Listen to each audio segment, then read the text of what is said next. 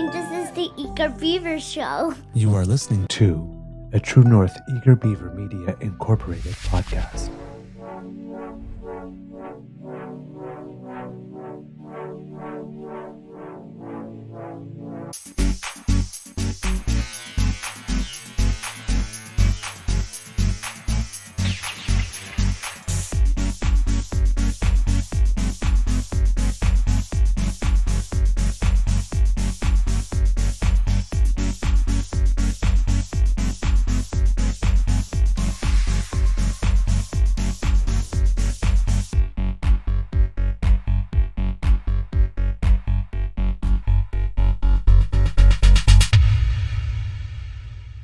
The True North Eager Beaver podcasts are proudly brought to you by our founding sponsors, the Misfit Mysteries from Corvid Moon Publishing, your source for science fiction, fantasy, and cozy mysteries featuring a broad diversity of characters, CanadianTarot.com, your uniquely Canadian online eclectic tarot community, and the Peppermaster, hot pepper sauces made from farm-fresh ingredients to thrill your taste buds and expand your mind.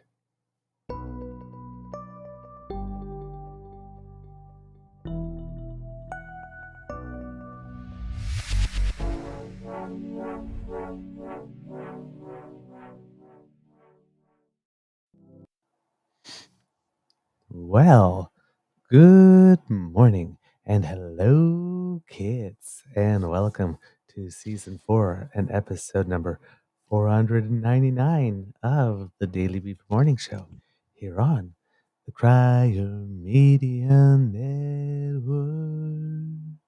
Yeah! Today, recording day, is Friday, October 25th, 2024. And it is, again, another very, very, very, very, very cool morning here at the Beaver Lodge. Very cool. I'm your host, the Eager Beaver. Pronouns he, him, hey, Mr. Beaver A. And with me, as always, is my good friend, Mr. Grizzly, showing us here the very, very beautiful morning sky in our nation's capital, I have to say, at this hour. It's chilly, but it's beautiful. It's really beautiful. Yeah, I like that a lot. Wow. I miss home sometimes. Mm-hmm. Well, you're here next week. Yes. Are we doing a pubcast this weekend? I can't remember. If we are, I can't get there. It would have to be from here. Yeah. It would have to be on Sunday. Yeah, my schedule just doesn't allow for it, to be honest with you. I couldn't remember if we had scheduled something for this weekend, and I'm like, I don't think we did because my schedule is it's all over the map. I got too much on the plate right now, so we might have to skip the month of October, possibly. Yeah, I think we might have to skip the month of October. Sorry, kits and cubs. Sometimes life gets in the way. Yeah. The other thing I was suggesting on the show was that if it was the first weekend of November, we could still say it was like October 35th. Yes. Yes, and still have a November one. Yeah, we might be able to do that.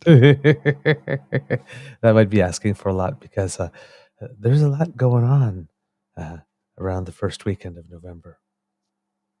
Yeah, it's busy. It's very busy. Yeah, inordinately busy time this particular quadrennial. I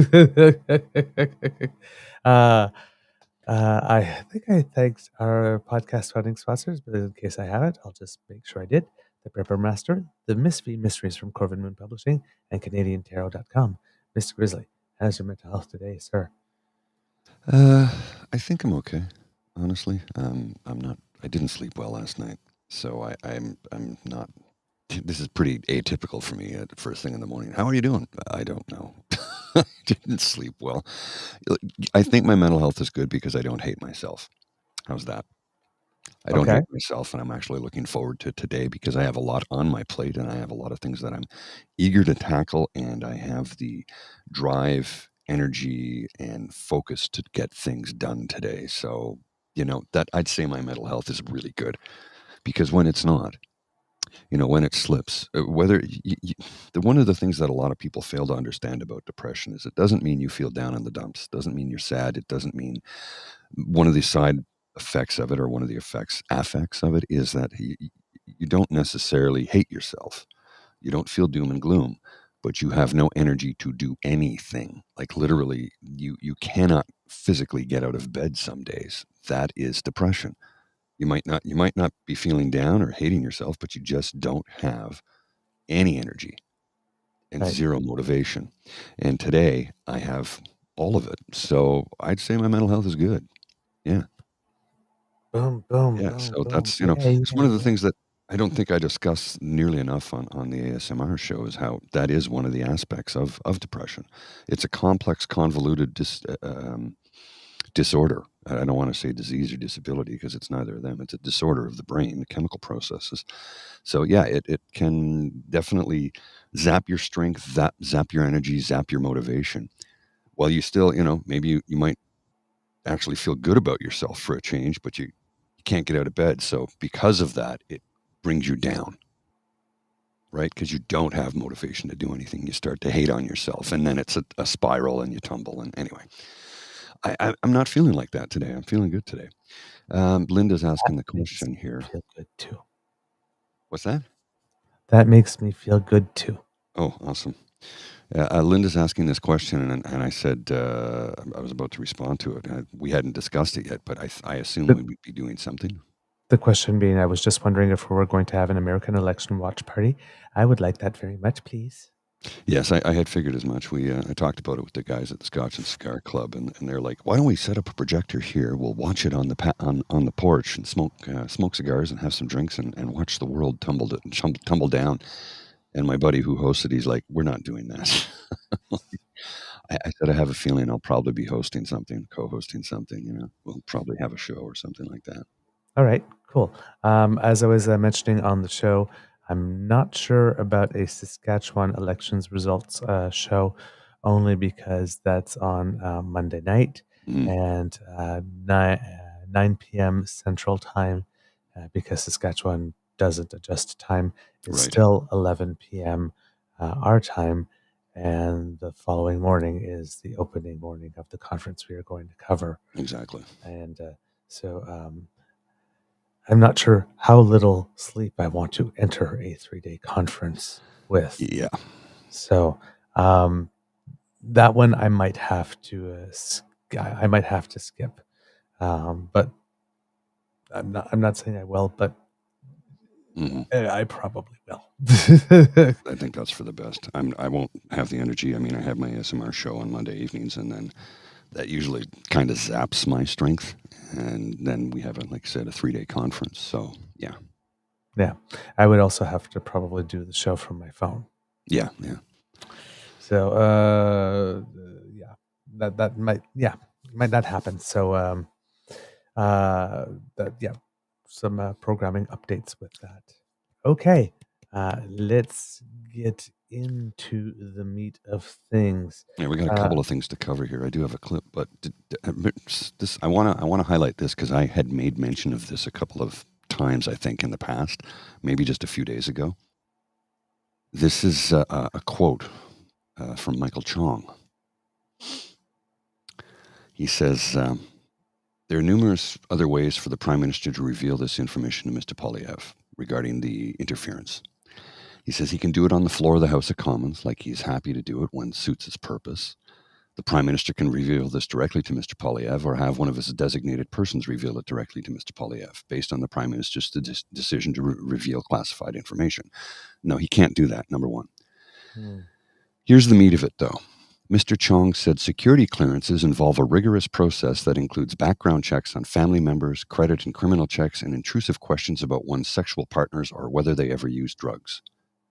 The Conservatives fear any personal and family information obtained through this process could be used by the government for politically motivated purposes against Mr. Polyev. mm-hmm. "I don't trust this Prime Minister," he said. "It's a sign of a desperate Prime Minister who is willing to go to any lengths to stay in power."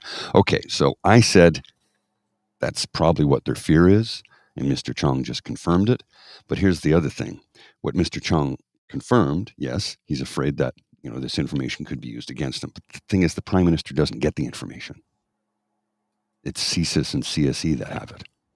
CSIS, CSE, D&D, RCMP, whichever agency is doing the research, they have it. And it is top secret. The Prime Minister doesn't see that information. He's not privy to it. He can't just say, I'd like to see it, and they give it to him. He's not a king. But to no one's surprise, and I say that somewhat sarcastically, but I did say that, I think they're worried about any of that information becoming public. Because when they dig into the security, when they do that security clearance, when they ask you some pretty harsh questions. I've known a number of people who've gone through it, and they've told me some of the questions they get asked. And a colleague of mine a couple of years ago, when he was going for his top secret for a contract we had with the RCMP, he said, "Yeah, I have a phone interview. It's going to take about 3 hours." I said, "Yeah, you're going to want to take the rest of the day off." He goes, No, I'll see you in the afternoon." I said, "No, you won't." He goes, No, it'll be fine." So he does his interview. Then he calls me up. He goes, "Yeah, Paul, I'm not coming in this afternoon." I said, "Yeah, I know. I told you." He goes, "I had no idea they were going to ask questions of that nature." I go, "They're doing it on purpose to throw you off to see if they can catch you in a lie. They ask you some really probing questions, like really probing questions, because they need to know if there's compromise, if you can be compromised, if someone can hold something against you." So yeah, he had to take the rest of the day off. So this thing about Polyev is afraid that his information would become public means he's got something to hide, doesn't he?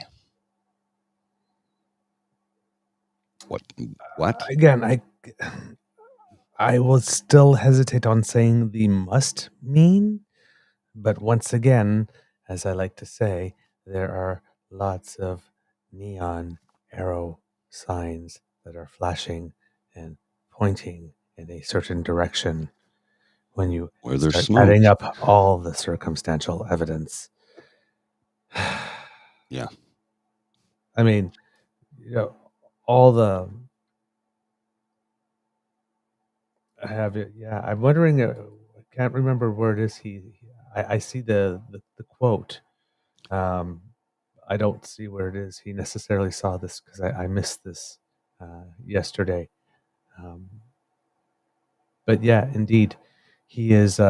He seems to be saying, and I don't know if he forgot to game this through, but he does appear to be saying that there are such of these things in Mr. Poilievre's background, and therefore the Prime Minister, upon getting that information, would just start salivating and find some ways to use it in a strictly partisan interest rather than a national security interest. Yes. Well, and this comment from Unbranded sounds a bit like projection to me. The CPC can't imagine a world where secret CSIS files would be used by a government against its political enemies. Polyev wouldn't hesitate if he could get away with it.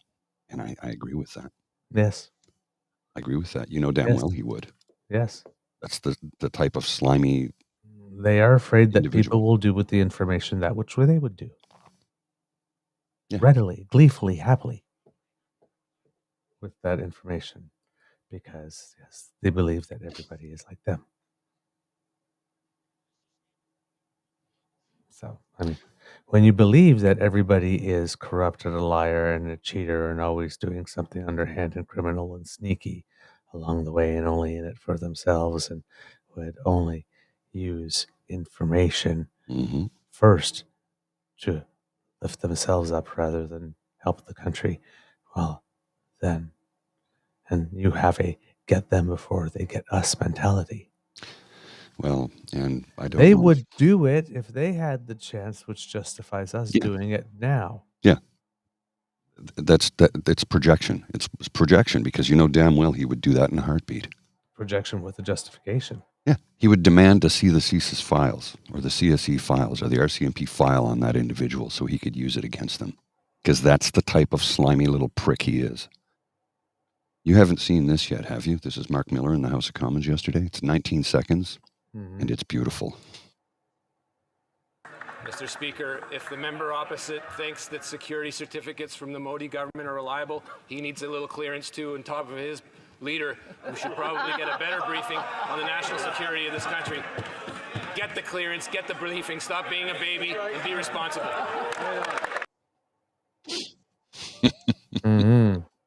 Now, he's made a couple of headlines this week for other reasons too, Mm. with the alleged uprising in the Liberal caucus. He's a personal friend of the Prime Minister's from quite a long time. So I think Papa Bear, as the friend, came out more, and he was presupposing certain things about fellow colleagues Hmm. out in public aloud that probably shouldn't.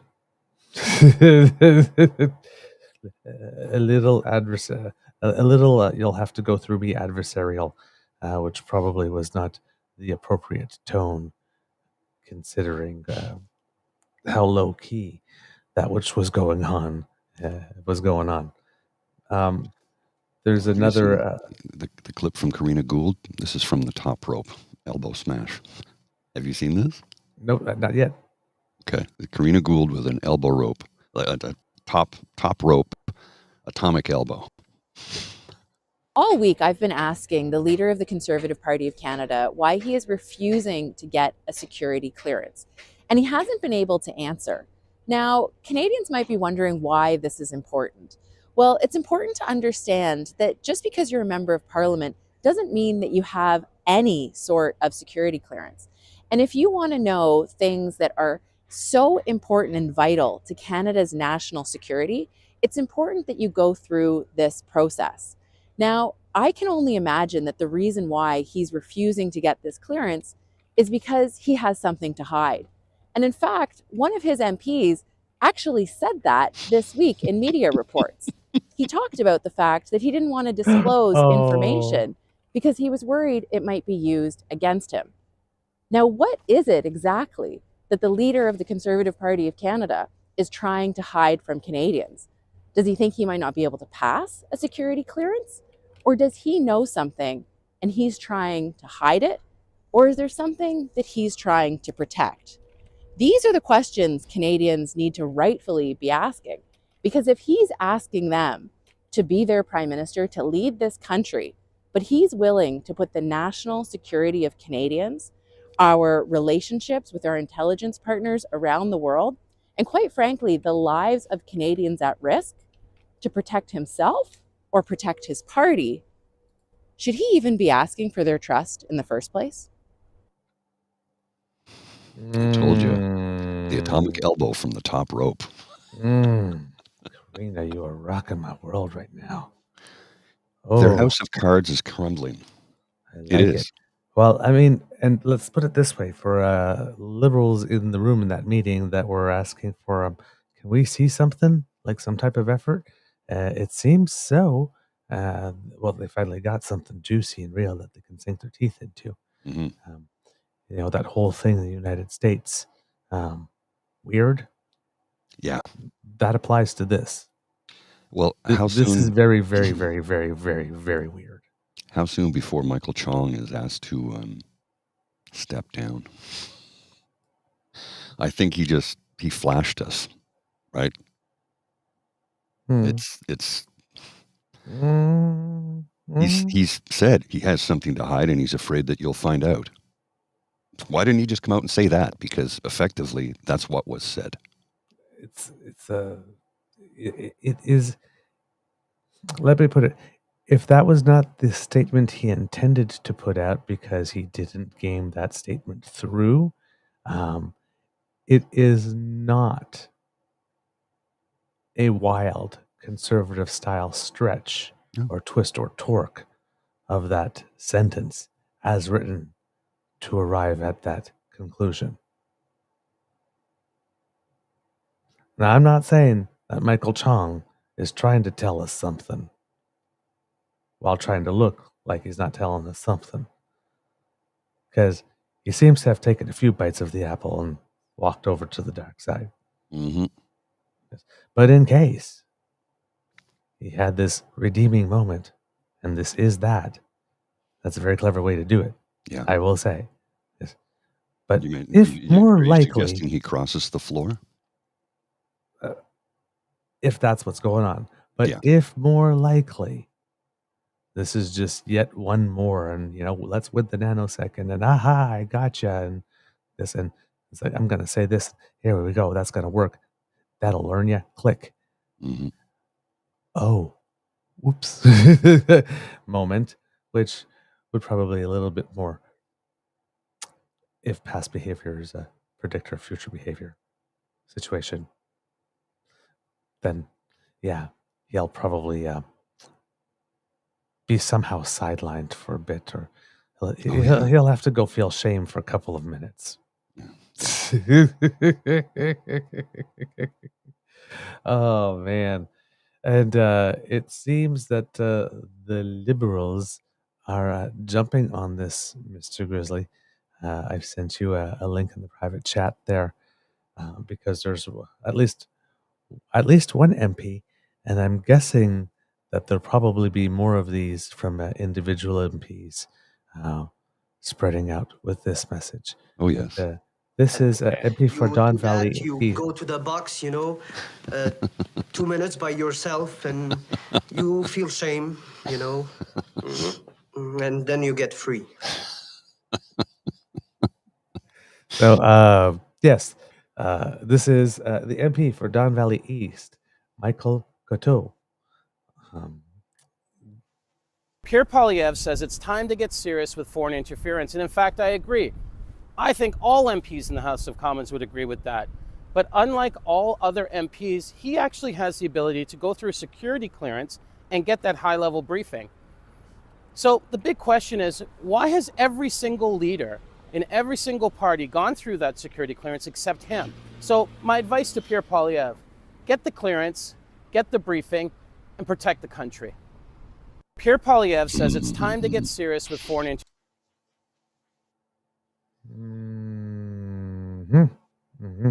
I have a feeling there'll probably be more of those little things. So this is the conservative playbook in some ways, now being used against conservatives, but with an actual issue, as opposed to one that's ginned up.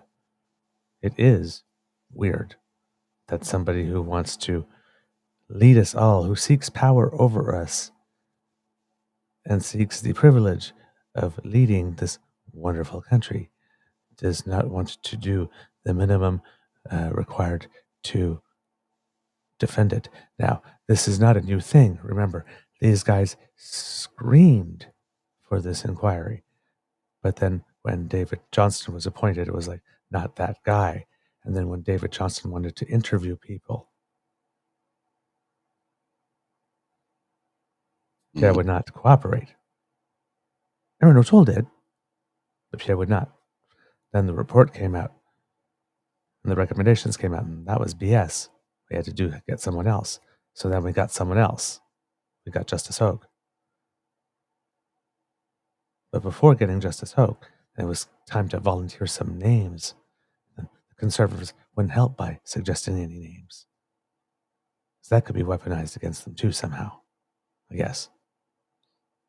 But then they picked him. Michael Chong testified. Erin O'Toole testified. Pierre Poilievre is not testifying. And he's not being asked to. But he sure isn't volunteering. Just like no conservative volunteered to testify at the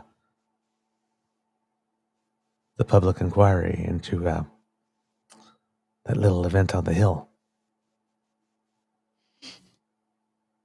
Just like Doug Ford didn't choose not to testify. Mm-hmm. As well.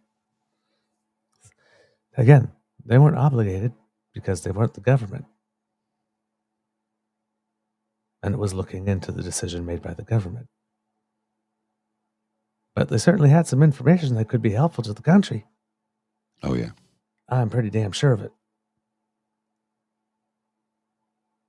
Instead of volunteering it proactively. They kind of did, public inquiry? Yeah. Don't, we need to look into Beijing. Ain't nobody here but us chickens. Is it safe to come out now? So yeah. for a guy who really wanted it, they're not very helpful. And they kind of dragged their heels many steps of the way to make this take time. So, and then there were so many countries that they didn't want, of course, to be included at first. Yeah, there are certain tweets now also from people in the journalism community saying that they only needed to focus on China, and anything else was a waste of time and would create too many avenues of exploration, would ruin the validity and the worth of it. Boy, that take didn't age well. How did it? No. So, and there's some new takes, right, Mr. Iveson? And Globe and Mail about what's going on with India that are also not going to age well. Oh, boy. Just saying. It's a sticky situation, to say the least. I think our good friend Theo Moudakis, I keep on saying my good friend. I want him to be my good friend. You've talked to him a couple of times, haven't you? I do. I have to invite him on this. I'm actually a little shy. Why?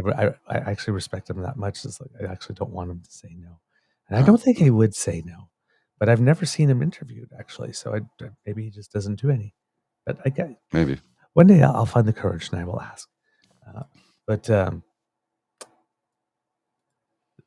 I saw this.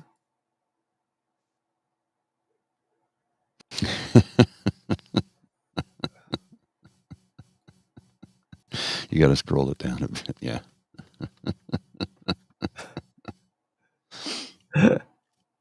So for people at home, it's a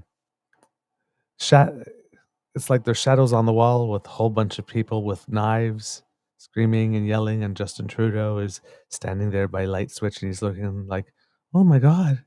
And then he flicks the light switch on and it's just a little boy doing shadow puppets with his hands. And Trudeau's like, really? That's unimpressed face right there.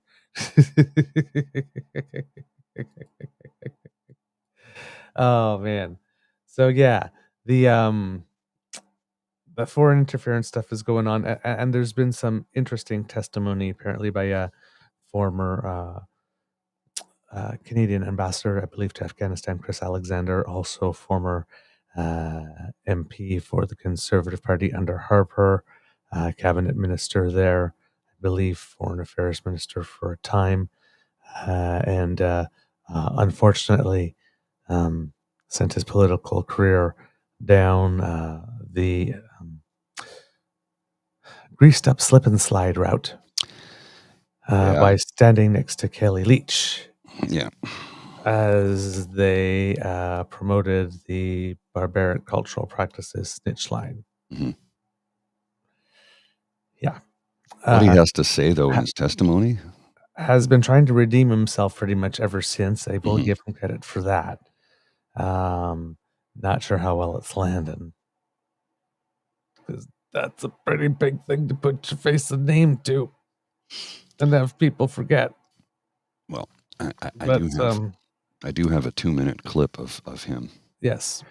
And it's scathing, to say the least. Now, I've read a lot of people online saying, oh, this guy's full of shit. He's just making this up. I'm like, maybe he is, but... He was a diplomat, though. He's privy to information we aren't, number one. Number two, if he's making this up, he's going to find himself at the end of a lot of lawsuits, right? I'm not sure right now. I think he has protection for tests. I don't know unless it's actual perjury, but yeah, I don't know. Well, I don't know because it's a parliamentary inquiry. No, not it's a commission of inquiry called for by Parliament. Parliamentary privilege might extend there, but I'm not sure. It's a good question. Well, let's have a look at the clip. Somebody clipped it from their phone, so it's very small, but you can hear the audio, which is the most important factor because this is something else. Russia is investing heavily in propaganda, political, and cognitive warfare to ensure we never make the military commitments needed to win. Let me give you two Canadian examples, one past, one present. Over 2018-19, the anti-immigration People's Party of Canada, the Yellow Vests movement, trucker protests, and Wexit all began. Then COVID hit. By early 2022, truckers were blockading Ottawa and several border crossings. You know the history. To be clear, these protests did attract ordinary people with genuine grievances over vaccine mandates, but the ringleaders and extremists that joined them had been radicalized, many of them online, by Moscow-backed active measures. Their funding came from shadowy corners of the MAGA demi-monde, even as far away as Bulgaria, and had all the hallmarks of Russian influence. The blockade's timing coincided with Russia's full-scale invasion of Ukraine. Attempts to replicate these convoys, some successful, took place in every NATO country, as well as Australia and New Zealand. Russian state propaganda promoted the story relentlessly. Russia Today did 250 reports on Canada's protests alone. What was Moscow's motive? To distract the country with a huge Ukrainian diaspora as the Kremlin launched its war of aggression. Did it work? In a word, yes. We continue to underestimate Moscow's strategic ambition. Beyond reconquering Ukraine, they want to disrupt and destabilize democracies, roll back American and allied influence, and break the EU and NATO. They sow discord and erode trust with anti-immigrant, xenophobic, anti-LGBTQ, anti-West, and anti-women campaigns, as well as hate speech, separatism, and disinformation about elections or health issues. As the truckers blockade, the Yellow Vest movement, the PPC, Wexit, the anti-vax movements, pro-Hamas protests, and many extreme elements that play into elections in Canada and in allied democracies have shown us. 7 documents tabled before you originate in the pre-1991 archives of the Ukrainian KGB. And I'm on to the second issue, which relates to a current matter. They are in the hands of Canadian national security officials because they're evidence of a serious effort to undermine Canada's national security and collective self-defense. They've also been authenticated by several of the world's leading experts on KGB documents. In a nutshell, these records document a KGB operation to talent spot, recruit, develop, and run as an agent a Canadian citizen who's been a prominent journalist. That's the length of the clip, 2 minutes and 20 seconds. He's dropping some huge bombs there. Now, the journalist he starts to make mention of at the very end of the clip is David Pugliese, maybe? Yes. Yeah. They're saying he has documentation that he has provided that shows that he was compromised, and apparently the documentation, they're saying he hasn't shown it, but somebody else did highlight it online. I just can't find it right now. That he was paid by KGB, FSB back in the 90s, late 80s, early 90s, before the curtain fell. Okay. So whether or not he's still there is a question, and whether or not that is real, we don't know. But it's all, wow, pretty scathing, to say the least. Wow. Yeah, here it is. So I have some of the documentation here. This is. I'll put it on the screen. It's really hard to read, though. I'll see if I can blow it up and try and improve it for you here. You know what? Give me a few minutes while I do a screen cap of it, and then I'll blow it up. So I'll keep talking about the subject here. Someone named Paul McLeod, who's a reporter in Washington, D.C., covering antitrust for Capitol Forum, actually published this tweet here that says, "I've never seen anything like this. Former Canadian Member of Parliament Chris Alexander just accused longtime Ottawa citizen reporter David Pugliese of being a Russian asset. He cites papers we cannot see. It's roughly 40 minutes into this video. I would note that parliamentary immunity extends to committees. In other words, a witness like Alexander can make any claim they want and not be sued for defamation, even if there's no evidence for their claims. Add in this update because this is getting a lot of attention. When I posted the initial tweet, the committee was still live, and the Pugliese section was at 40 minutes. In the final video, it's at the 20-minute mark." So that would be the whole thing that I will copy here and put in the private chat for you to share with the kids if they would like to check that out on their own. The Canadian Association of Journalists responded to that by saying, "The Canadian Association of Journalists wholeheartedly denounces the ridiculous accusations made against David Pugliese today. It's a sad irony these comments were made in a meeting examining disinformation campaigns. These claims are dangerous and designed to undermine the credibility of journalists, period. And I will just put that up for the kids to see here. So that's what they put out. And then David Pugliese himself did respond to it with this here. My statement on Chris Alexander's false claims. Yeah, I have the document, but it's next to impossible to read here. I'll just put it on the screen for a second because it's right here. It's really kind of blurry because it's digitized and blown up, but you can see his name, Pugliese, there. Yeah, right here. There's his name. The rest of it, it's because it's a blow up of a screenshot. That's the best I could make it. So okay, no worries.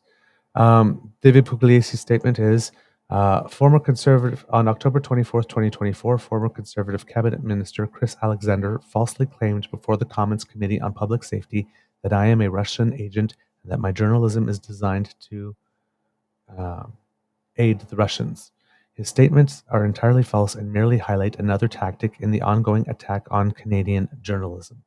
I understand the articles I have written, exposing financial irregularities at National Defence, bungled billion-dollar military procurements, massive waste of tax dollars, and incidents of sexual assault in the Canadian forces, are upsetting to those in and outside government.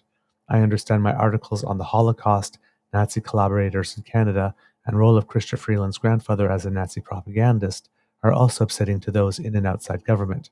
However, these articles are accurate. I am proud of my 40 years of journalism. This is what journalism is supposed to be about, publishing things the powerful do not want to see in public. Rest assured, I have no intention of changing the way I conduct my reporting. Individuals linked to Mr. Alexander's false claims have also stated I play hockey on the Russian embassy hockey team in Ottawa. That is a total fabrication and shows the ridiculousness of this campaign to undercut my journalism. I have never played hockey and can barely skate. The attack is not just about me. Another individual linked to this campaign has also falsely stated that fellow journalists Steve Chase and Bob Fife of the Globe and Mail, Mercedes Stephenson of Global News, and Vashi Kapelos of CTV are Russian-paid agents in Canada. These lies endanger press freedom in our country. It was disappointing to see NDP MP Peter Julian and Conservative MP James Bazan aid Mr. Alexander in his attacks on my character, reputation, and journalism. Mr. Alexander's fabricated claims are not only ridiculous but dangerous to the safety of my family, particularly my children. His statements would also be libelous had he not uttered them behind the security of parliamentary committee privilege. yeah, here's I got more. I got a better clip here. We'll just run this for a little bit. I don't know what to make of it. Ambition. Beyond reconquering Ukraine, they want to disrupt and destabilize democracies, roll back American and allied influence, and break the EU and NATO. They sow discord and erode trust with anti-immigrant, xenophobic, anti-LGBTQ, anti-West, and anti-women campaigns, as well as hate speech, separatism, and disinformation about elections or health issues. As the truckers' blockade, the Yellow Vest movement, the PPC, Wexit, the anti-vax movements, pro-Hamas protests, and many extreme elements that play into elections in Canada and in allied democracies have shown us. 7 documents tabled before you originate in the pre-1991 archives of the Ukrainian KGB. And I'm on to the second issue, which relates to a current matter. They are in the hands of Canadian national security officials because they're evidence of a serious effort to undermine Canada's national security and collective self-defense. They've also been authenticated by several of the world's leading experts on KGB documents. In a nutshell, these records document a KGB operation to talent spot, recruit, develop, and run as an agent a Canadian citizen who's been a prominent journalist in this country for over 3 decades. His code name in these KGB files was Stuart. His recruiter, handler, and paymaster over the period discussed here from 1982 to 1990 was another agent, codenamed Ivan. Some of the world's leading experts on KGB documents have attested to their authenticity. If Stuart continued as an agent after 1990, as there's now every reason to believe he did, we have no access to those files because they're in Moscow. These documents illustrate the challenge our democracies face. For decades, Moscow has been recruiting and paying policymakers, influencers, politicians, journalists, and others to act as their proxies, to undermine trust in our institutions, to dissipate our political will. Even at the height of so-called glasnost, when so many believed Moscow's imperialism and global subversion campaigns had ended, such recruitment was still happening. The agent described in these documents was an illegal, working for Directorate S of the KGB's first main directorate, which has the same name and purpose in Russia's External Intelligence Service, or SVR today, as Mikhail Mikushin and the Vavilovs previously did in Canada, as well as the 10 illegal agents arrested and expelled from the US in 2010. This journalist has been prolific, publishing as many as 100 or 200 articles per year in Canada and the US since 1990. His recent subjects are instructive.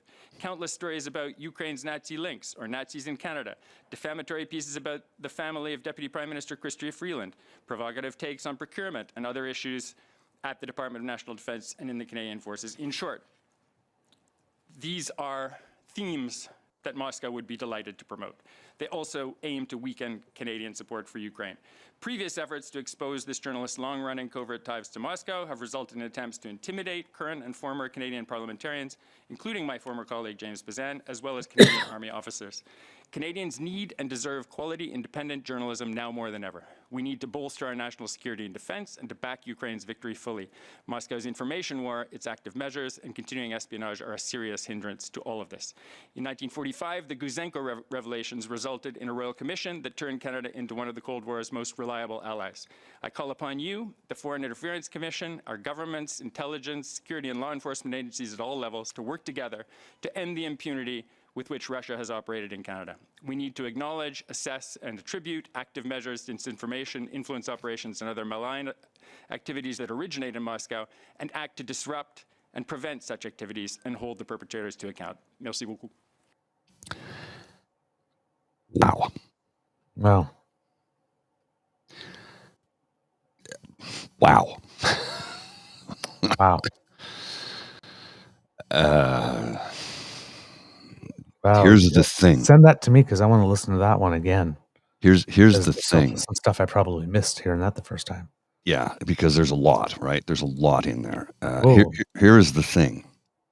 What he talks about when he says it's all related, the yellow vest, the convoy, blah, blah. Yep. Yep. I mean, We've seen the players go through the system, right? They call themselves one thing that didn't work. They tried something else, rebranded, called themselves something that didn't work. They kept on just trying to find issues to tie themselves to until they found one that worked. But at the core, it's similar people. Yeah. What you know? Wow. Now, context, because Chris Alexander also has a bit of a reputation. This is from 2017, around the time his career ended, by Shannon Gormley, The Fall of Chris Alexander, as it appeared in the Ottawa Citizen. It is unkind to kick someone when they're down, as failed Conservative Party leadership contender, disgraced snitchline peddler, and hapless alt-right band conductor Chris Alexander certainly is. But what is one to do when they kick themselves determinedly and with great gusto, only to accuse you of committing bodily assault? As few people could reach his heights, few could ever fall so far as the preternaturally intelligent, accomplished, and worldly Alexander could, and this at least he fulfilled his unique potential.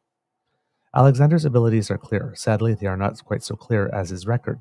The man who once advocated for the freedoms, rights, and dignity of all Afghans became the man who wanted Canadians to phone in, quote, barbaric cultural practices they imagined occurred behind neighbors' doors, who, through a policy a court found, quote, cruel and unusual, wished to deny child refugee claimants medical care, who, when asked by a journalist about resettlement of Syrian refugees, hung up on air, and who, having spoken at a rally held by an extremist-leaning media organization, indulged extremists in a chant to jail their political opponent. Oh yeah, I had forgotten about that. Yeah. For this, he was voted out of office and laughed out of a leadership race. That was his downfall. Now here's the kicker. Alexander, the man who refuses to go quietly or with any semblance of dignity, has written a Maclean's op-ed in which he implores people to please quiet down and conduct ourselves with greater dignity. Quote, Journalists should show sustained concern for Canadian politicians, he writes. Mainstream scribes give the extremist right, quote, its opening, he writes. There's not enough, quote, credible news here, he writes, and not that much extremism, and we should all come together, for he of the barbaric cultural practices hotline hates, quote, inflammatory attempts to divide. He does say, in a pantomime of an admission, that his government was, quote, tone deaf, but he knew exactly what tune the far right sings to. He adjusted his pitch accordingly. The best defense for Alexander, then, is that he was insincere, perceptive enough to see the opportunities to win, and ambitious enough to go for them. And it's almost tempting to defend him. Alexander's problem isn't that he's an unforgivably bad person, by all accounts he isn't, or that he did an unforgivably bad thing, by every reasonable historical standard he didn't, or even that he hasn't issued a mea culpa. No one's waiting for one.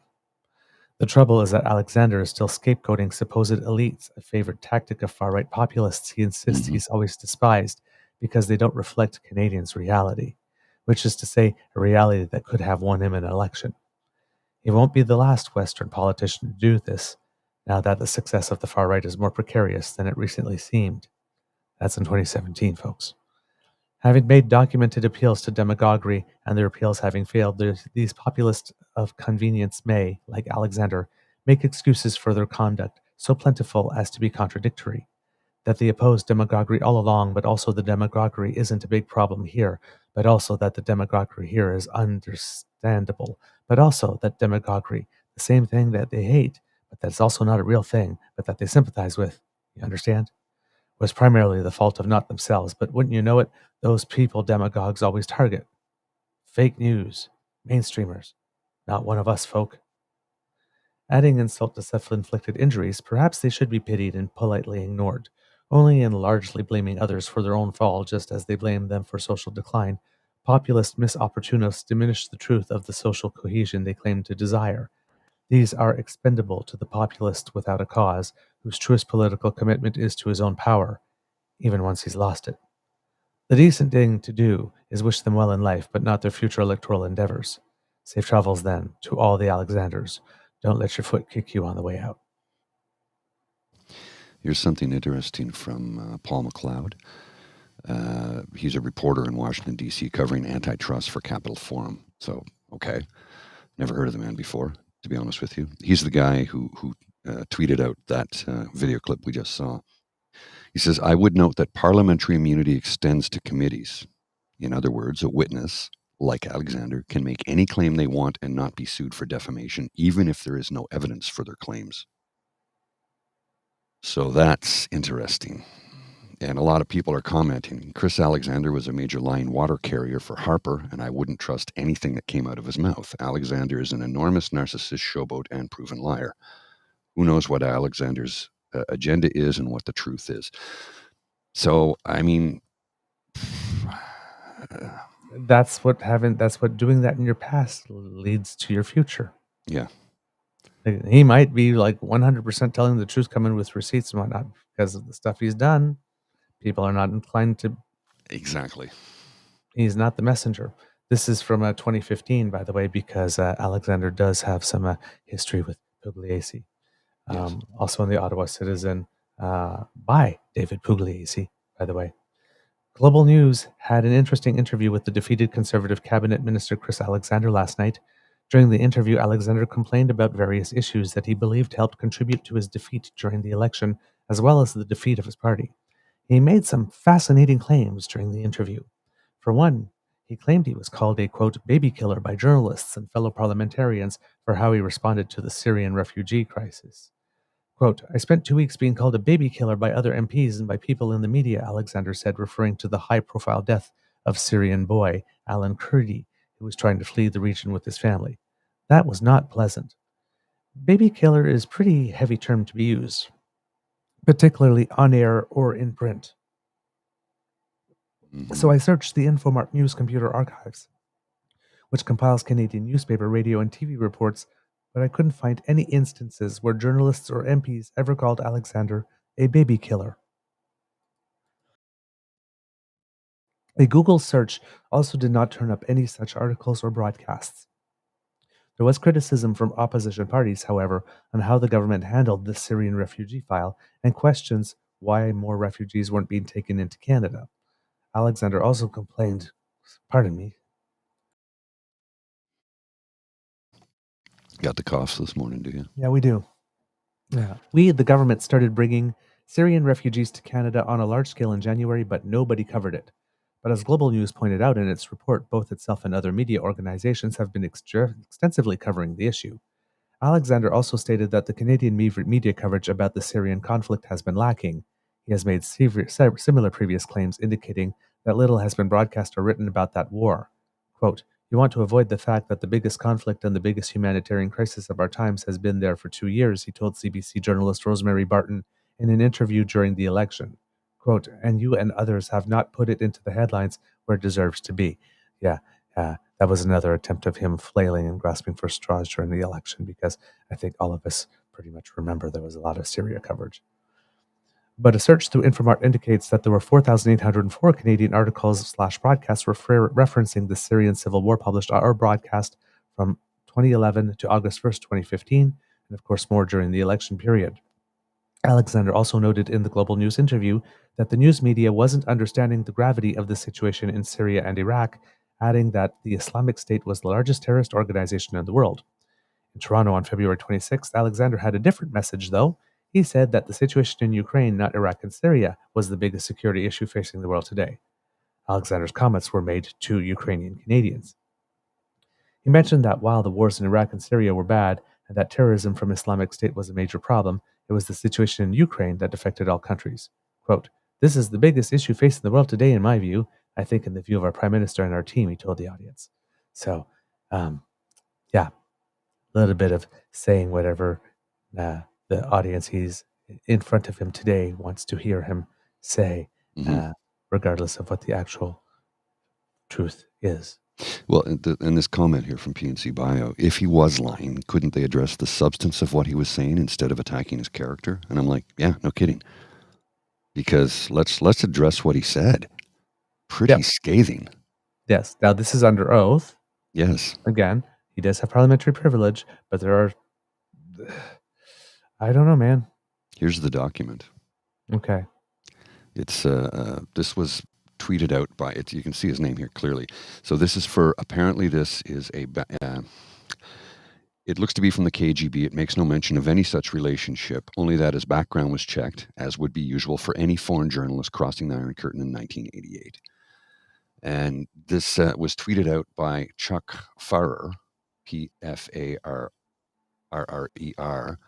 former SEAL Team 6 squadron leader, founding member Information Warfare Initiative, special correspondent Kyiv Post, New York Times bestselling author, and host of the Mirror Report.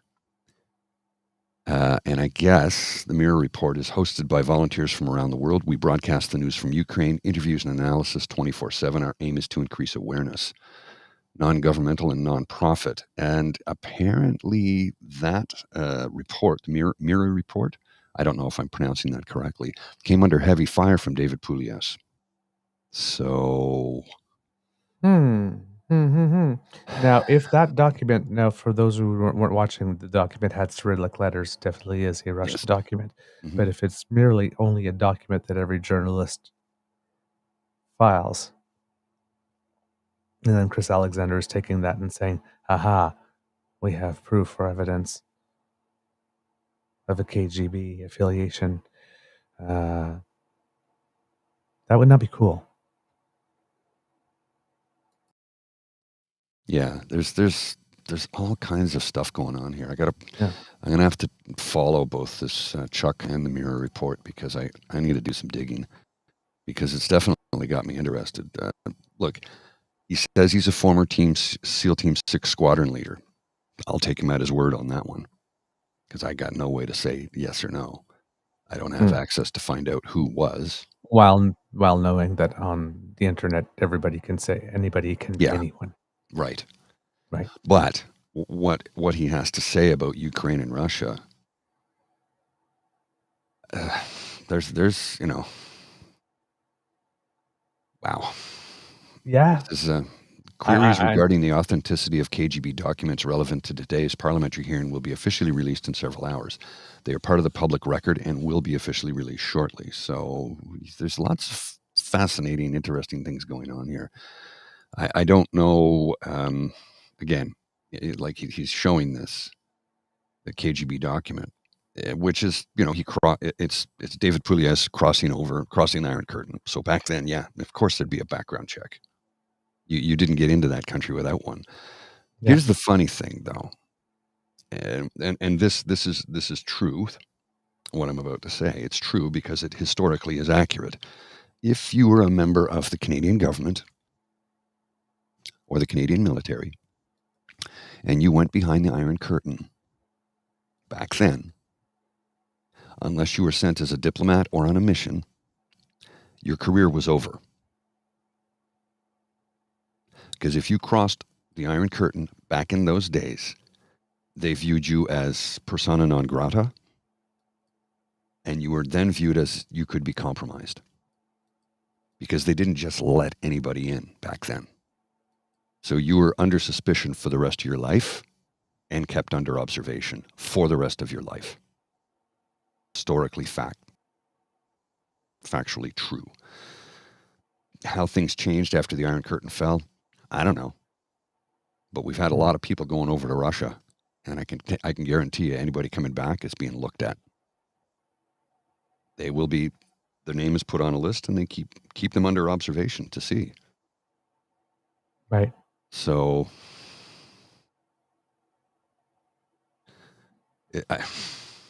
it's, David Pugliese went behind the Iron Curtain in 1988. Fact. He doesn't deny that. It's true. He did it. He went there and he reported.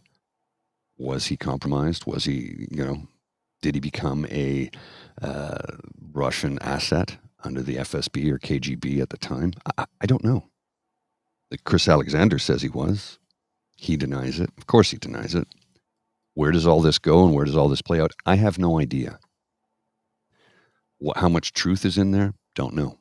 How many lies are in there? Don't know. But I'm going to do a little bit of digging to see what else I can find out. But here's the thing. It's like, this is some scathing information that he just dropped on all of us in committee. Yeah. And I'm sure there's kernels of truth in a lot of it, especially when he talks about how all these, the yellow vests, the convoy, that they're all related, and that's all been subject to Russian propaganda. Right. The hate for the rainbow community, hate for those who got vaccinated, hate for those who wore masks. This is all Russian propaganda. Tenant Media was a proponent of this after Russia Today was pulled. Right. Like, there's so much stuff that's going to come out over the next 6 to 8 months. It's going to be a deluge of information. Some of it's going to be hard to parse. Much of it will be difficult to understand. But a shit ton of it is going to shock the hell out of a lot of people. And I'm just going to sit there and smile and go, yeah, I knew it all along. I just had no way to prove it. So it's going to be really interesting over the next little while. And let's tie it back to Michael Chong and what he said about Pierre Poilievre. And I'm not equating Pierre Poilievre to Russia in any way, shape, or form, okay? Okay? Okay. But we do know that he's tied to India somehow. Mm-hmm. Yeah. To what degree, we don't know. But he's tied to it. Yeah. And when we're talking about tied to Russia, actually, there's a little interesting development that a lot of people may not be aware of. But Pierre Poilievre and it was, I think, Karina Gold? No, Melanie Joly were going at it the other day in the House of Commons, where Pierre Poilievre said that in the House of Commons question period, that Melanie Joly was sort of like pandering to Hamas sympathizers in Canada, for which Pierre got kicked out of the House for one day because he was asked to take back the comment, and he didn't take back the comment. But that, and then he was allowed to come back the next day and come back, which he should have been gone for way longer because he didn't take back the comment, because at the same time that was going on, there was a Liberal MP named Yvonne Baker. Yes, who also, by the way, is rumored to be one of the 24 who did sign that letter. Mm-hmm. But Yvonne Baker had his privileges reinstituted to speak in the House after being barred for 6 months. 6 months after conservatives protested because he said that there was some pro-Putin elements on the other side. There are pro-Putin elements on your side. Mm-hmm. Counter-allegation later on. She's pandering to Hamas sympathizers. One gets your rights suspended for 6 full months and not reinstituted until the leader of opposition screws up too, but only gets suspended for 1 day. And the conservatives complain that Fergus is biased. Well, just a little aside that happened there. With this here, this information, so we have Pugliese, we have Alexander dropping some bombs. They clearly have some history because, again, like I read in that article, Chris Alexander said, they called me baby killers. Well, nobody actually called you baby killer. They maybe said some not nice things with regard to the fact that Alan Kurdi did die. Because, and we weren't doing stuff fast enough. Now, of course, there's no direct link, but how people, go and push the emotional button when they're campaigning for something. And in this case, it was quite effective. It worked. And, we ended up helping a little too late for Alan Kurdi and his family, unfortunately. But we did end up helping. And,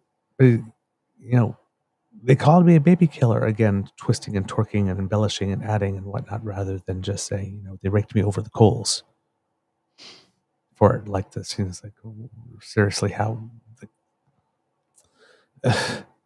right? And try to make your defense that way. So, but there's history between these two. So the chips will fall where they may on this one, but that is an incredible big allegation to be making against a member of the press. And if we're talking about the quality of the messenger himself, right, there's a case because he does know how those circles work, because up until the time he actually went into politics, he was an extremely well-respected diplomat. All of his career up until that point, exactly, absolutely stellar and exemplary by all accounts, from what we can tell. After that, not so much. Well, and I actually remember at the time being surprised by it, by given how stellar his reputation was as a diplomat, and therefore the amount of credibility, the value of his word had coming into politics, which normally is, he's a politician, boom, immediate discount on the value of your word. But as a diplomat, when you say that something's going to be kept secret, then something's going to be kept secret. When you get privy to a piece of information that you say that you're only going to use in a certain way, and you do that, you build that reliability. The value of your word actually means something. And given he was so respected, he came in with a bonus to the value of his word rather than an instant discount. And he didn't do the best stuff with that. You're going to say something, Mr. Grizzly. There's an article here from Cult Montreal, CULTMTL.com. And there's quotes in here that are interesting. It says, a new report on foreign interference in Canada has confirmed that a Russian disinformation operation has been producing content with the purpose of, in quotes, boosting support for Conservative Party leader Pierre Poilievre and undermining support for Prime Minister Justin Trudeau. The anti-Trudeau content in question that is being produced by Russia used headlines aimed to divide and polarize Canadians, often supplying inaccurate description of the Liberal government's policies and ridiculing Trudeau. A separate investigation earlier this month also found that far-right influences Canada and the U.S. were on the receiving end of Kremlin kickbacks. We know this. We talked about it. That's Tenet Media. So I'm looking for the full article here, if I can find it. And we can dig into that a little bit deeper. But it's like I said, I'm not directly tying Pierre Poilievre to Russian influence peddling, but his party's been tied to it so that they could support him and undermine Trudeau. And look, if you've been online in the last 4 years and have ever been on Twitter in the last 4 years, you would recognize the amount of strange and bizarre hatred towards the man that comes right out of left field. And I find when I talk to an actual living, breathing human being, say, why do you hate him? Well, because of this, that, and the other thing. Yeah, those are all provincial matters. He has no control over them. What? Talk to your premier about that. That's a provincial matter. You have to go talk to Doug Ford. Well, what about, no, again, that's a provincial matter. Well, what about this? That's a municipal matter. Well, shouldn't he? Well, if he's not going to overstep his jurisdictional boundaries, we have a big problem there. That's a charter challenge. That's an issue. There are jurisdictional boundaries, and he has to stick to them. So, so many people have hate for him because of stuff they've read online, which is, most of it is complete and utter bullshit and has been disseminated by people to prove that it's bullshit. But you get enough people hearing the same lie over and over again, it eventually becomes the truth to them. And as a result, people have been co-opted by this mis and disinformation. And, it's harmed a lot of people. Like, I know people in this country, and it's astonishing when I hear them say it. They go, oh, I'd vote for Trump in a second. I'm like, what? Why? Oh, he's going to do this. I'm like, no, God. Oh, Jesus. If he gets elected, welcome to Gilead, my friends, because the Supreme Court of the United States of America made him a king. So, yeah. Indeed. I've got one more. What we've been talking about sort of made me think of a clip that I saw the Prime Minister at the Foreign Interference Inquiry. The Prime Minister, before they had a break, was asked about the testimony of former MP Kenny Chu when he was testifying there.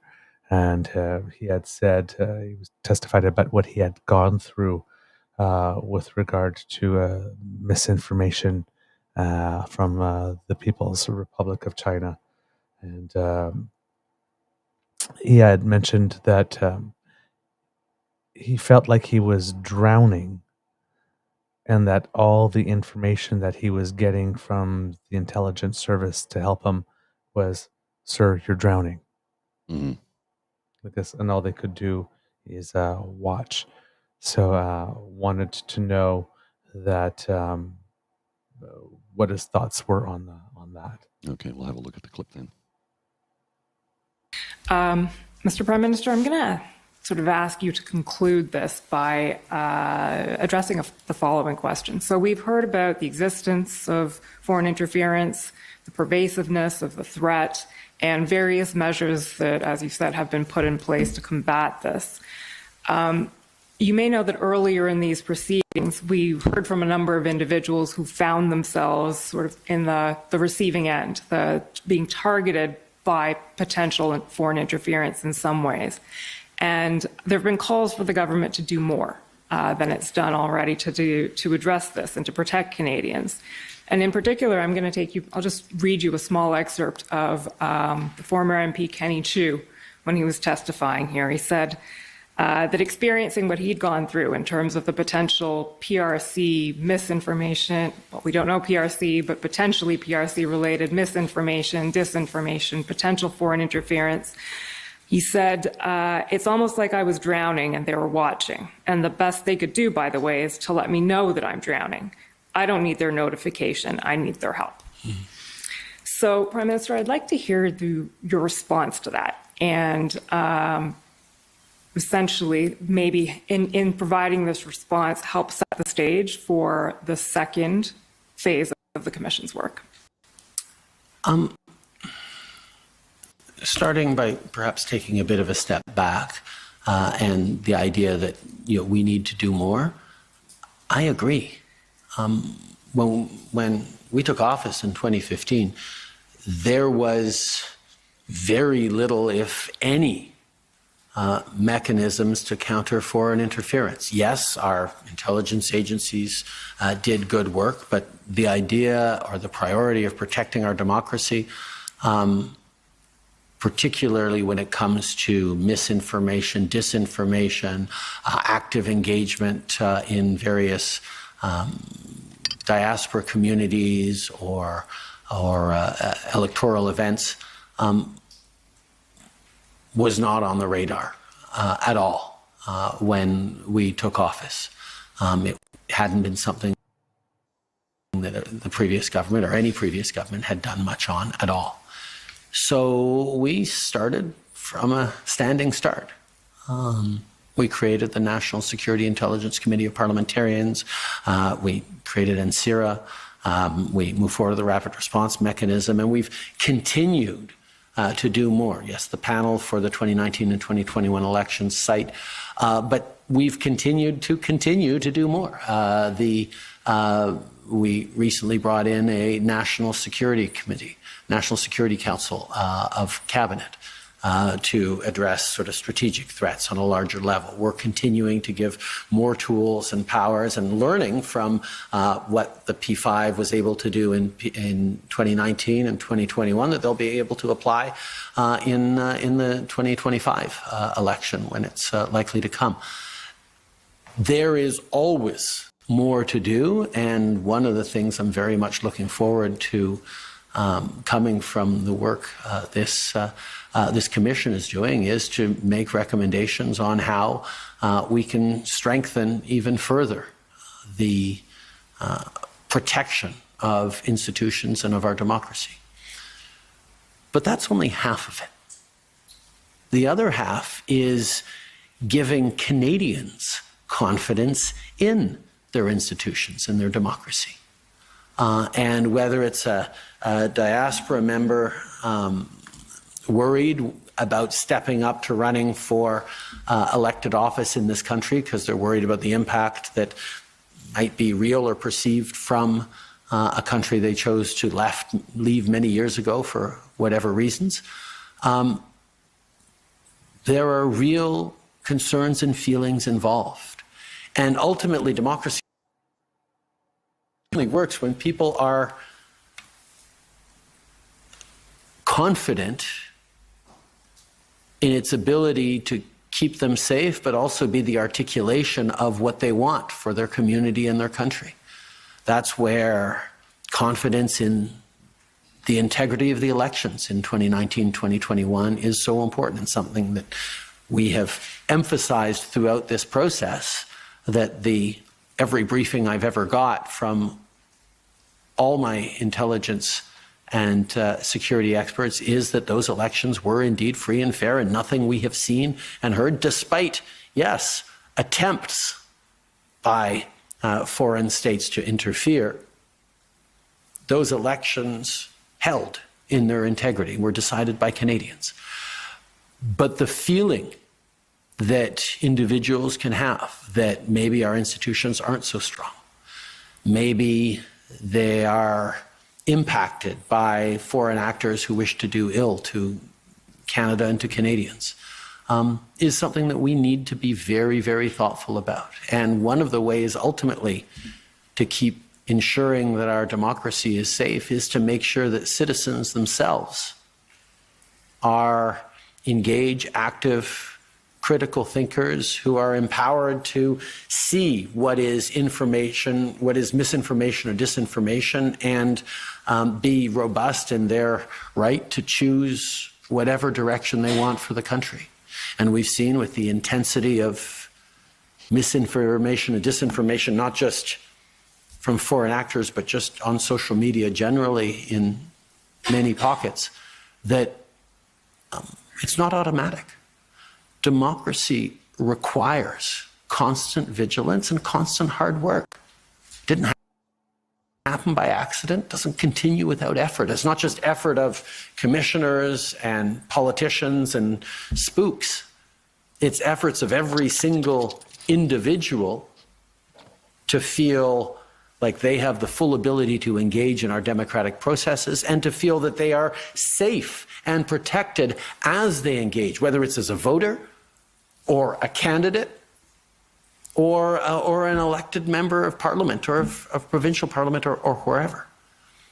These are things that we all need to continue to work together on. And I am in constant awe of everyone across this country who continues to put up their hand and step forward in a time where it's getting more and more difficult and more challenging to be part of public and political discourse, to say, no, I want to build my country for the better, I want to contribute to my community, and I'm going to step forward into a place where I'm going to take slings and arrows, particularly members of diaspora communities.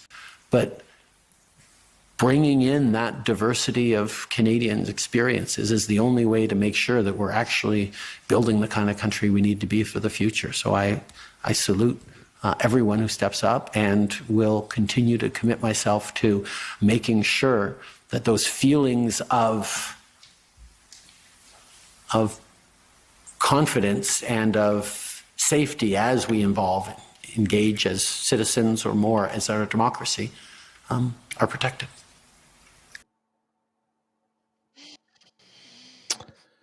So there you go. It's Yeah. It's a big statement. It is a big statement, and in many ways he was addressing us directly. Pardon? In many ways he was addressing us directly. Right? Indeed. Citizens who sift through the mis and disinformation and get to the truth in the heart of the matter and share it with people. Yeah. Sometimes the truth is ugly. Yes. But the truth is the truth. Yes. Yes. I'm glad you said that. Because he addressed us directly, right there. Not like you and I personally, but what we do, this show, the point of this program, we were addressed directly there. Again, He didn't call us out by name. He didn't address us. I don't know if he even knows we exist. But what we do was directly addressed. Yeah. Not liking the truth doesn't mean it's not true. That's right. It's not enough, right? Jeez. Wild, eh? It leads me to there's this article here by Erica Eiffel in the Hill Times, which has been catching a lot of attention today. India interference allegations exposing who's not ride or die for Canada. On this one. On October 14th, while people were eating their Thanksgiving meal, Prime Minister Justin Trudeau held a press conference where he accused the Indian government of, quote, supporting a campaign of violence against Canadians on Canadian soil, including homicides. The RCMP maintains that the Indian government poses a threat to Canadian safety. They have, quote, identified serious issues of violent extremists working both in India and Canada, the use of organized crime to create perceptions of unsafe environments, and target people in the South Asian community in Canada, and interference in democratic processes. As reported by CBC News, the PM further informed the global community that the government expelled 6 Indian diplomats accused of illegally collecting information on South Asian communities and linked to the 2023 murder of Sikh independence advocate Hardeep Singh Nijjar. Wow. Mic drop. In retaliation, India expelled 6 Canadian diplomats in a high-stakes foreign relations take on, quote, I'm rubber, you're glue, and in true diplomatic fashion, India cried foul on the accusations levied against them. The purpose of this column is not to delve into intra-community politics turned diplomatic crisis. That's already been done. Rather, I would like to discuss the political fallout of this international debacle and who is really ride or die for Canada. There are too many opposition in the Canadian media and the political class, and they need to be flushed out into the septic tank of national betrayal. First, let's start with CTV News, which decided this past weekend to platform expelled Indian High Commissioner Sanjay Kumar Verma, who claimed not a shred of evidence had been produced, and had there been evidence, Verma implied that its legality would be questioned. How Trumpian. I understand the impetus to get the Indian government on record given the explosiveness of the story. However, Canadian news media must weigh that against the effects of platforming this individual. What that does is muddy the water between truth and fiction. We see this with any Biden administration spokesperson when speaking on Gaza. Therefore, anytime a mic is put in front of masters of manipulation, they will use the opportunity to spin the facts in their favor. You know, alternative facts. Mm-hmm. Not to be outdone by CTV News last week, National Post columnist John Ivison, there we go, accused Trudeau, quote, of quote, effectively labeling Modi an accessory in homicide. Add to that, Ivison basically blamed sick Canadians for courting extremism and having been too vocal. Quote, Trudeau has allowed diaspora politics to unduly influence foreign policy, pledging that, quote, sick values are Canadian values at events and failing to crack down on suspected Khalistani extremists living in Canada. Cue up Kendrick Lamar's Not Like Us. I see. So it's the fault of sick Canadians for bringing these foreign issues to Canadian governments. In other words, they're foreign troublemakers and not Canadians. Conservative leader Pierre Poilievre's science has been particularly conspicuous. In fact, his Twitter feed, through which he filters his political messaging, has been practically mum on the issue, save for a statement that made unseasoned chicken taste delectable. The National Observer didn't miss when reporting on the placid statement. Quote, his statement, by the way, didn't mention India's well-documented efforts to interfere in Canadian elections. Oh, interesting. The National Security and Intelligence Committee of The National Security and Intelligence Committee of Parliamentarians' Special Report on Foreign Interference in Canada's Democratic Processes and Institutions, submitted to the PM in March, clearly states that a paragraph was removed, quote, to remove injurious or privileged information.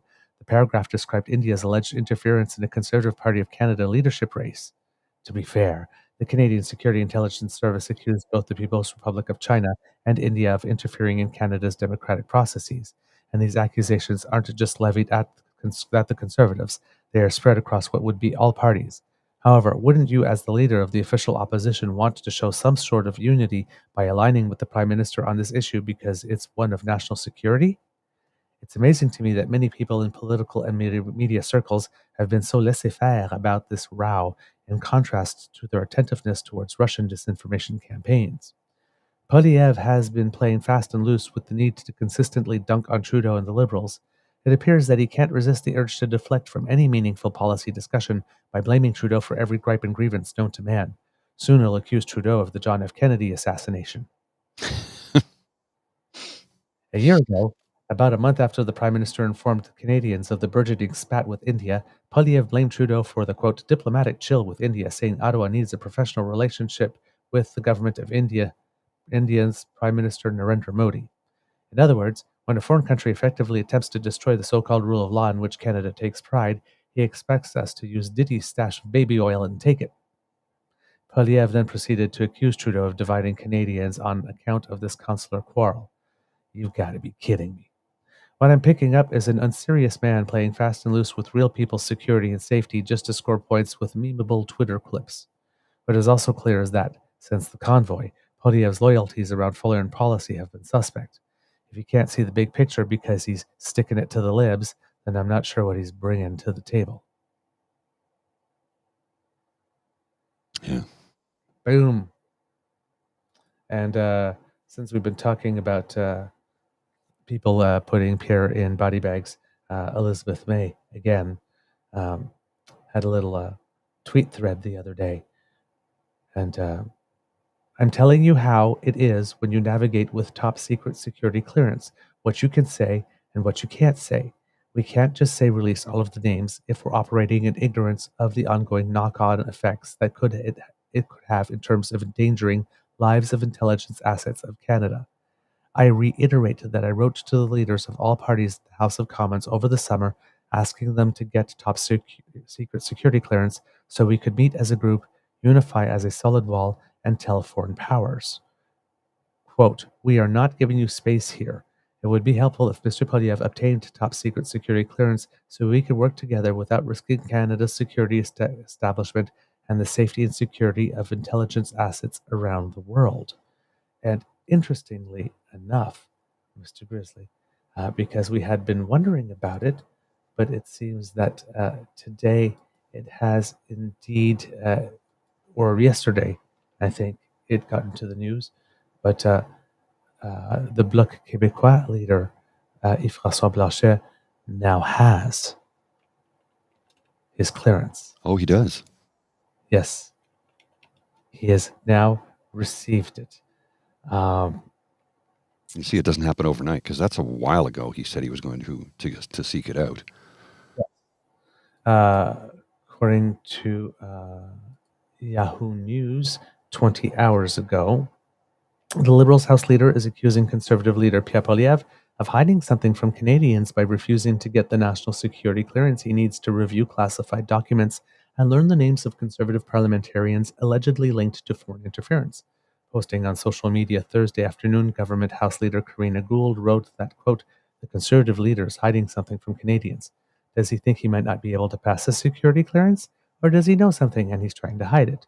Or is there something that he's trying to protect? Gould said in an accompanying video, which we showed you on the show earlier, thanks to Mr. Grizzly here.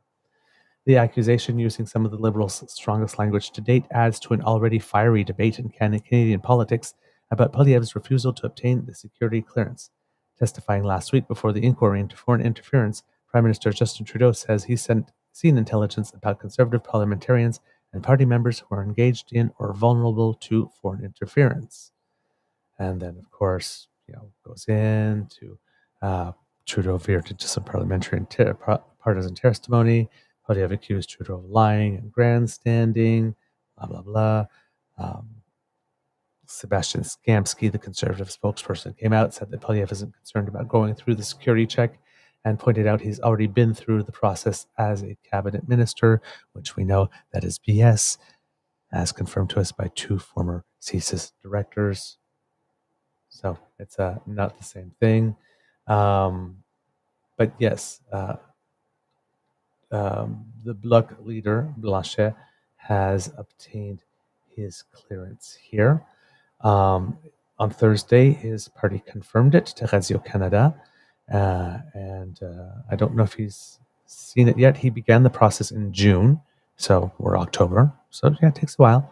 Not long after the National Security Intelligence Committee of Parliamentarians released a heavily redacted document alleging, based on intelligence reports, that some parliamentarians have helped foreign states interfere in Canadian politics. Top secret clearance allows Blanchet to read the unredacted version of that report and sit in on future briefings. And again, we have the irony of a man whose ultimate objective is for Quebec to be its own nation, having a higher level of security clearance to defend Canada than the guy who allegedly wants to lead it. Oh, irony. Mm-hmm. All I want is to make sure before the election that there is no member of a parliament in my caucus which would have been involved in any way with a foreign power, he said back in June. Singh called the Conservative leader's continued refusal to obtain a security clearance disturbing. Quote, it is ludicrous to me that someone who claims to want to be the Prime Minister of this country doesn't want to know of ongoing serious threats that impacts Canadians, he said during a news conference last week. May has encouraged Poilievre to go through the process, saying that, quote, the only way for Canadians to know that the official opposition has not been compromised through foreign interference is for its leader to seek and obtain top secret security clearance. It is really that simple. It's cups. And to that end, Brittle Star has absolutely nailed it. Well, let me this one. Show you this 20-second clip of Elizabeth May. Oh, yes. It's in the unredacted public version that there was foreign interference in both India and in the Conservative Party leadership race. There's allegations of foreign actors from both the People's Republic of China and India in the Conservative Party of Canada leadership race. It's in the... Scathing. All right, let's give ourselves a little Brittle Star, please. Just a moment.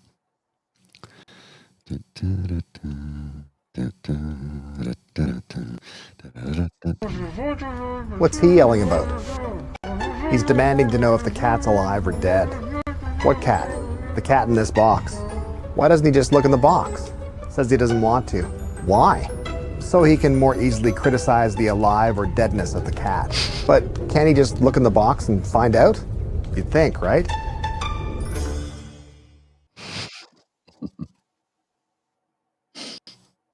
Right? Exactly. Now, With regard to the rebellion, as we close off this sort of weaving section here, Max Fawcett, I love, retreated this one with the little quip, worst rebellion ever. This is Sean Casey, who we showed you yesterday, from a week ago. And this is Sean Casey now, because the Prime Minister, it seems, took all of about 12 hours to think about it and firmly stated, I'm staying. Now, I'm guessing that's I'm staying, and but I have heard you, and there are things that I will modify and change, but I am staying. And people were surprised. Well, gee, that came a little fast. That seemed a little flippant. But the other side of that argument is, well, you don't want to give the impression that you're really thinking about it if you're like confident that you're leading the nation into the next election, right? Mm-hmm. It's like, okay, I will take the 3 days to think about it. It's like, no, I'm pretty sure I'm doing this. So the Prime Minister took that tack, and we got this. No, I don't. But I don't think that he felt that he needed to reflect at all. I think his mind was made up. What do you make of that? Disappointing. So what does this mean for you next? Well, what it means for me is that this is a decision that he had every right to make, and he made it. I did my job by voicing what I was hearing from my constituents. Now I've got to take my energy and direct them to winning my seat, and not on internal party matters. As far as I'm concerned, it's closed. Do you think, though, the Prime Minister listened to what he was told yesterday? Yes, I know he did. I was in the room. Yes. So how Yes, he absolutely did. So if he listened, how does it 18 hours later he still declares he's staying? How do you square that? He listened, but he wasn't swayed. There's he felt very strongly. Our views weren't the only ones, and like I say, it was a decision that he had the right to make. I don't think that having this feeding frenzy for another 2 or 3 days would have helped anyone if his mind was made up anyway. So, that's that. It is what it is. It's time. Well, me personally, I'm moving on. What happens there's been so much energy burned on all of this, and that isn't where it needs to be now that this case is clearly closed. What happened?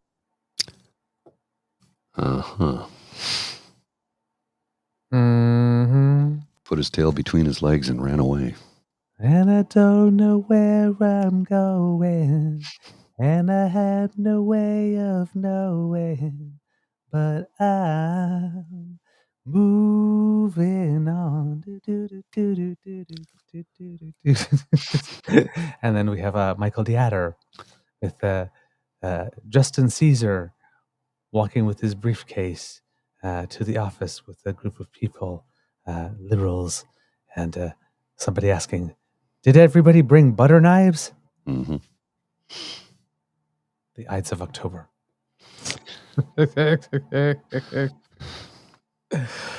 Oh, man. Yeah. How not to coup.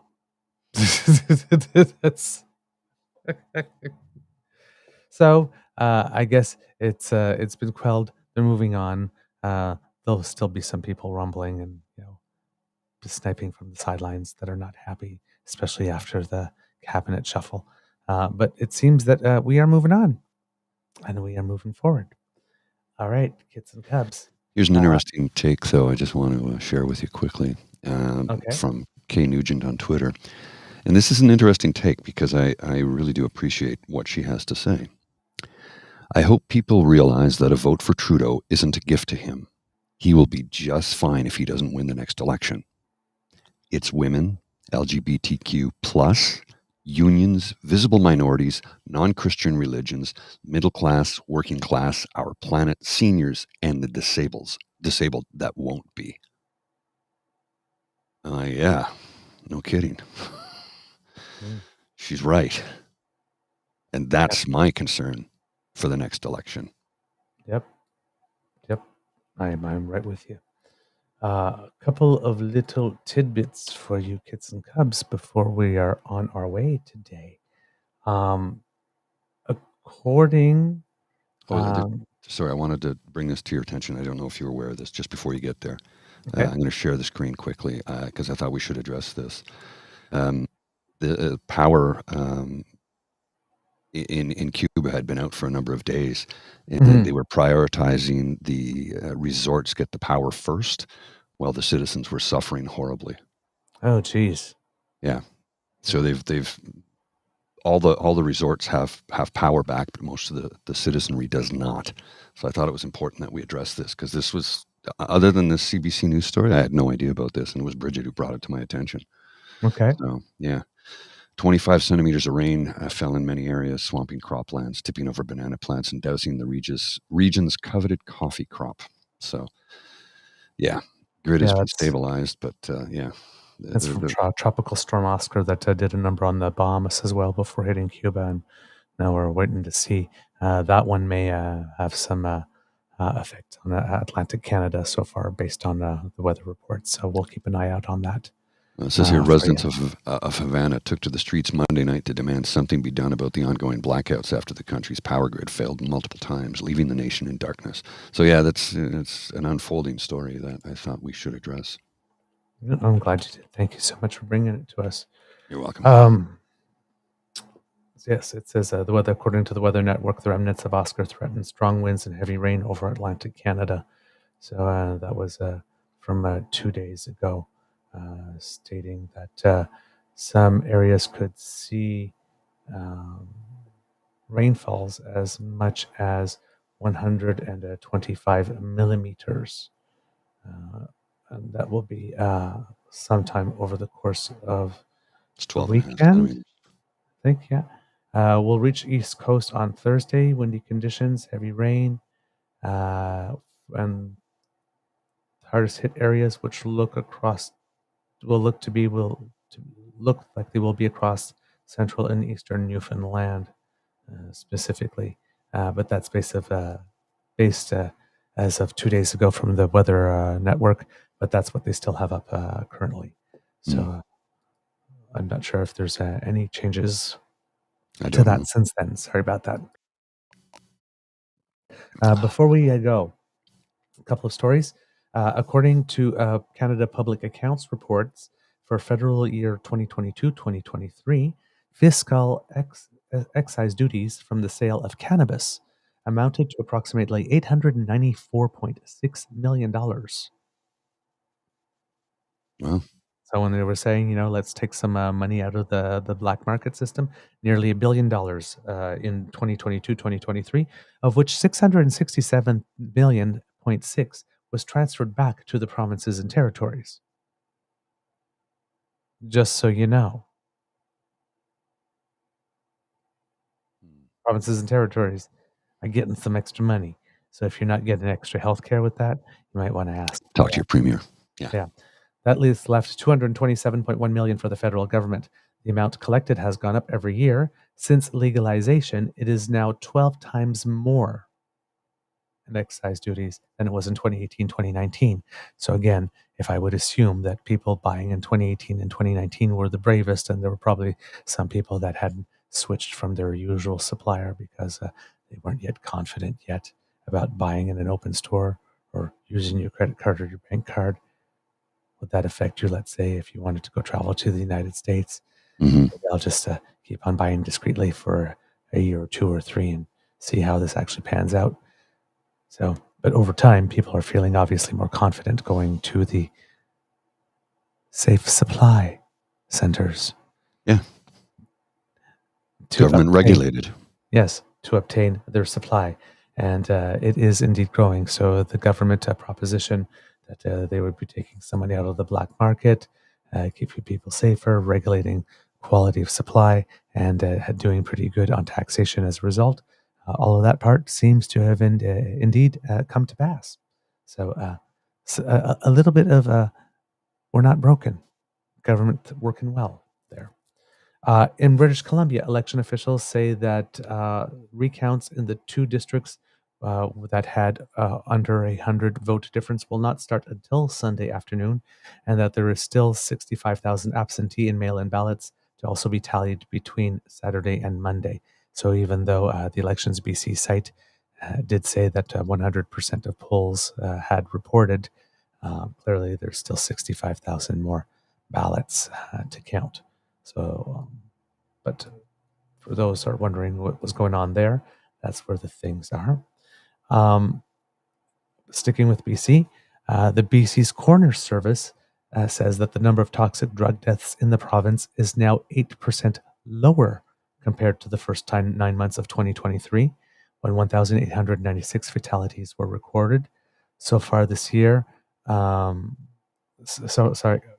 far this year, 1,749 people have passed away over the course of the course of the year. Sorry, I'm repeating myself. 370 of them over the past 2 months.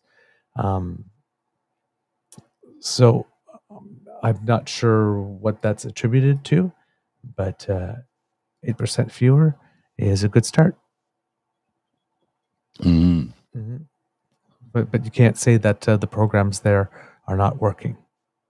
There's some data to show that they are indeed.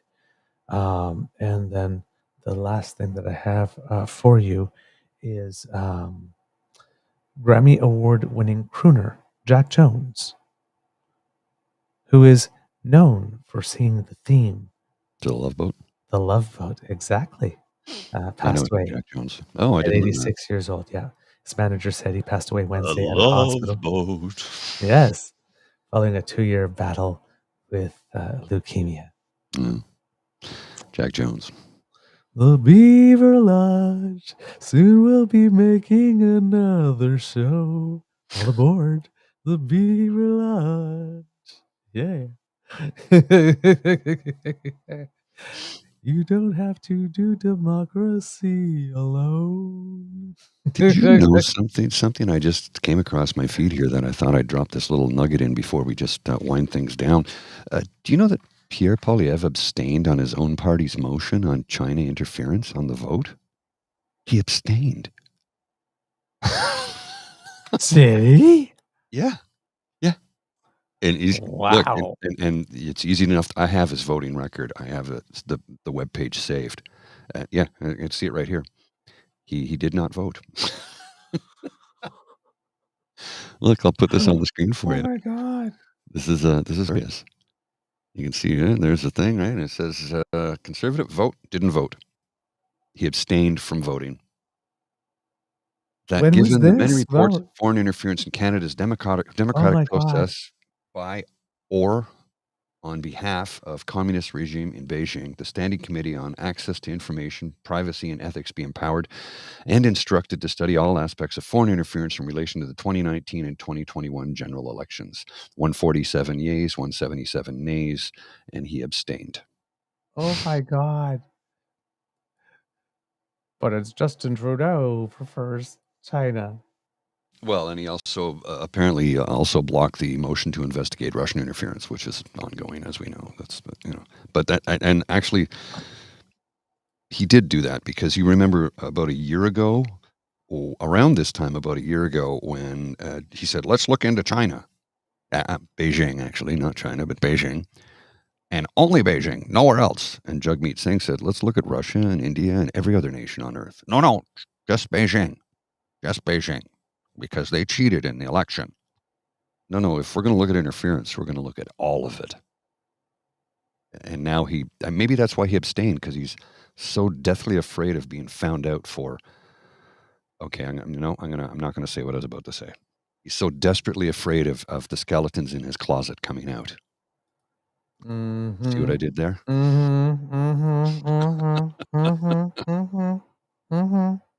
I see what you done there. Mr. Grizzly, do we have a show? We do indeed, naughty sir. Grizzly. You're naughty Grizzly.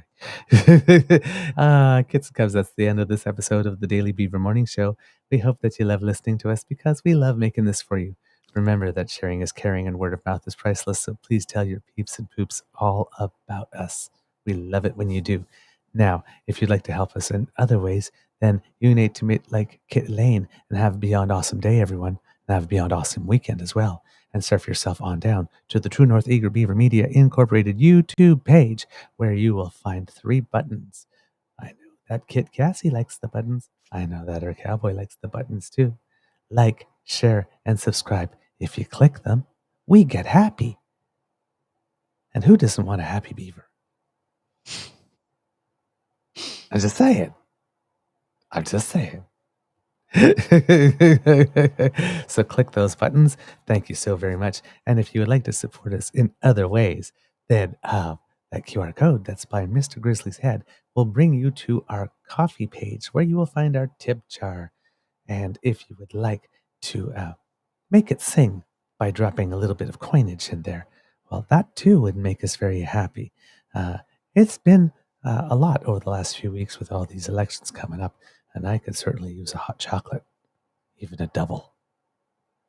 Okay, so if you would like to help a beaver out, then you go to our coffee page, which is coffee.ko-fi.com/eagerbeaver, lowercase letters, all in one word.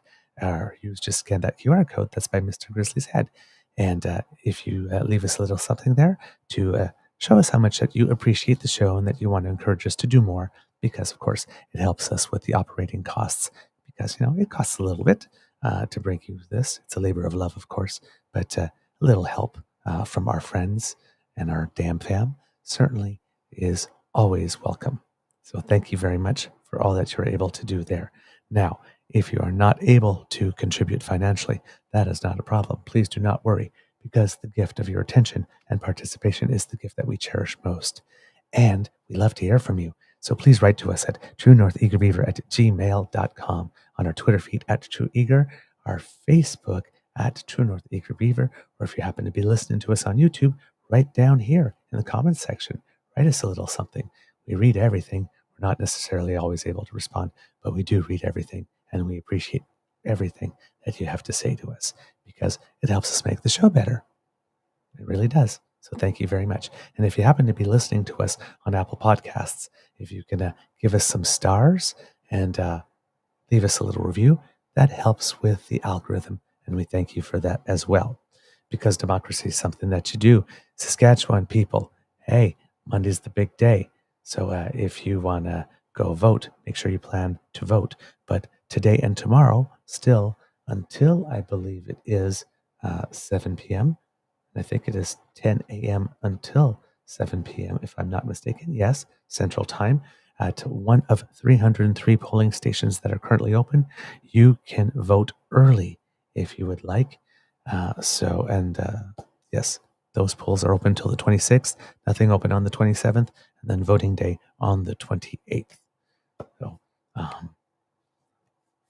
would be really nice if we could flip Saskatchewan too. Yes, would be. It would be really nice. And the race is close. So it seems that overall, if you were listening to polls, that the Saskatchewan Party might have the lead, but there is one polling company that consistently is showing the NDP with the lead. So the NDP did have the better debate performance, and Mo does seem to be campaigning like he thinks he's losing. So maybe there's something to that. So Saskatchewan people, if you've sat out the last few because you thought it was pretty much a done deal and what was the point, this might be one that you want to get involved in. All right? Go out and vote. What else do I have? That's all I have. So, kids and cubs, it could be a tough world out there. So please be kind to and gentle with yourself. Mr. Grizzly, do you have some words of wisdom before we go? Yeah. If you have an opportunity today, get outside and enjoy the beautiful sunny weather. I know it's chilly, and obviously I gotta wash my windows. But that's an inner glare. I know it's a little bit chilly, but autumn is truly upon us now, and I noticed that yesterday when I was in Minto Park, which is just up the street from me. It's in the left-hand corner of that image, near that, see that white apartment building? It's near there. Well, we were in Minto Park yesterday, and the day before I had noticed there were trees that still had foliage, and now almost all of them are bare. The rest of them have finally changed color, and almost all of them are bare. The ones, there were some that just refused to change color, and they finally did. But we do got to get out of here because there is another show coming up. So yeah, get out and enjoy yourself this weekend. It's going to be a beauty. You're on mute, sir. All right, Mr. Grizzly, please cue the cock, and we have a quick Easter egg. Okie dokie. Let me just, where did I put it again? Oh yeah, that's where it is. You are listening to a True North Eager Beaver Media Incorporated podcast. The True North Eager Beaver podcasts are proudly brought to you by our founding sponsors, the Misfit Mysteries from Corvid Moon Publishing, your source for science fiction, fantasy, and cozy mysteries featuring a broad diversity of characters.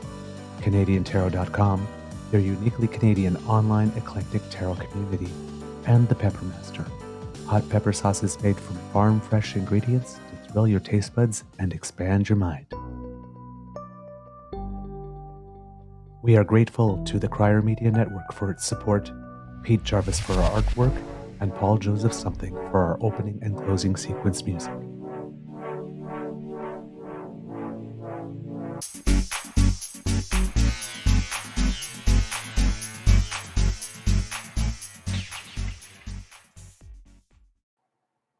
Okay. Every now and then you stumble upon a headline and a news story that is like very, very, very, very, very, very oh so Canadian. Mm-hmm.